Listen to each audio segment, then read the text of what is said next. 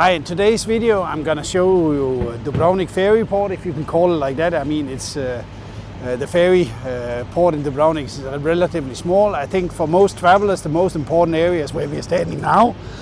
You can see we have a TP line, fast ferry behind us out at the end of the pier. We have a boat, also a passenger only, a foot passenger only ferry. So they are basically lined up in this area of the ferry port, which is the part which is the closest to the city center. We are roughly now 2.8 kilometers from the city center in Dubrovnik, or the old town, in the city part called Gruz. So what you basically need to know is this is probably the place you want to go if you want to visit Miljet, if you want to go to Korčula, if you want to go to Hvar, if you want to go to Split. These are all the connections you have in the summer. You also have here during winter you can go to islands like Šipan, I think Koločep also, which is the nearby smaller islands close to Dubrovnik. You can at least go there.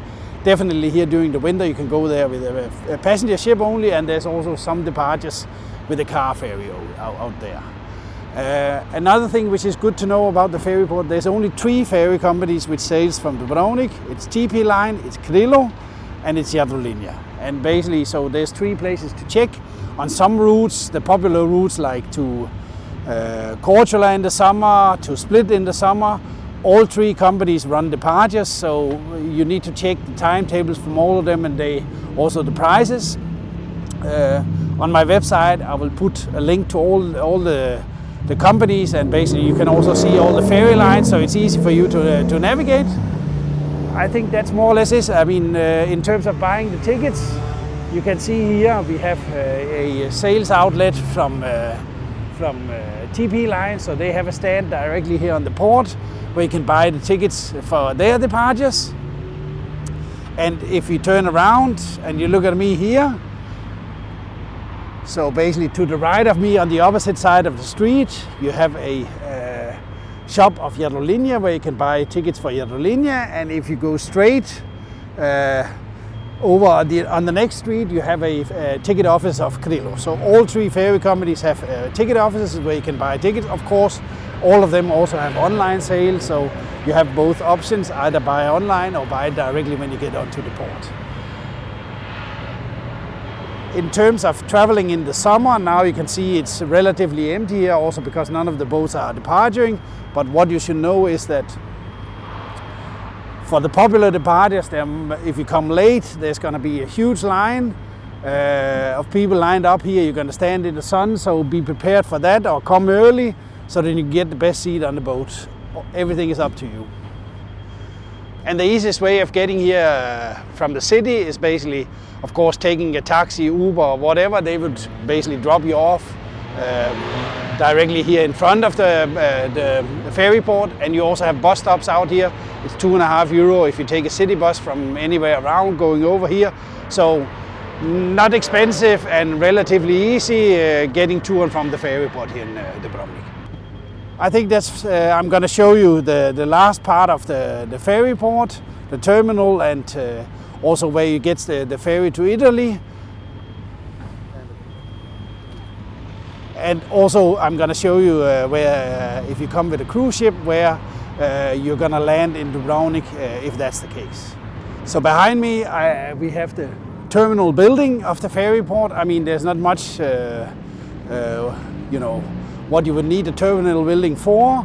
I mean, you have a coffee bar in there, you have a travel agency, you have a toilet, and a few other things inside the building. It's basically just for you to know where it is. Yeah, there's not much more to say. And now we just moved over to the other part of the ferry port here in Dubrovnik. Here you can see on the sign, it says Ferry Bar Italy. So basically, if you are going to Italy, this is basically the place you're gonna go. And also, I think the car ferry to island Šipan goes from here. So this part, which is basically the northwestern part, the way furthest away from the town, is where you have the car ferries departing. Just for you to know, and you also have a large parking area here. So if you are going on a you're gonna visit the Bari and return with the ferry, you can leave your car here and basically go as a foot passenger. So now I'm standing in front of the Dubrovnik cruise port, which is a quite important place because every year 600,000 people visit Dubrovnik by cruise ship. Before, it used to be that most of the cruise ship would arrive south of the old town and anchor up in the bay, and people would be transported into the old town with boats. But nowadays basically all the cruise ships arrive out here, and from here, of course, if you have some booked arrangement with the boat, a guided tour in Dubrovnik and stuff, you will be picked up by buses. But if you want to arrange the visit in Dubrovnik by yourself, it's actually very easy, because as soon as you get out of the port area here, you have next door is basically the main bus station, and in front of the bus station you have the taxi stand, you have a bus stop, city buses, which goes directly to the main bus stop in front of the old town called Pilegate. And of course you can order Uber, Visi and all these, which would also stop out on the main street here. So it's very easy to arrange getting from the cruise port. And I don't think there's much more to say. This was basically just general information to know. If you come with cruise in Dubrovnik, this is the spot you're gonna exit. I hope you enjoyed the tour around the ferry port. Give the video a like, share it with friends who need to go to Dubrovnik.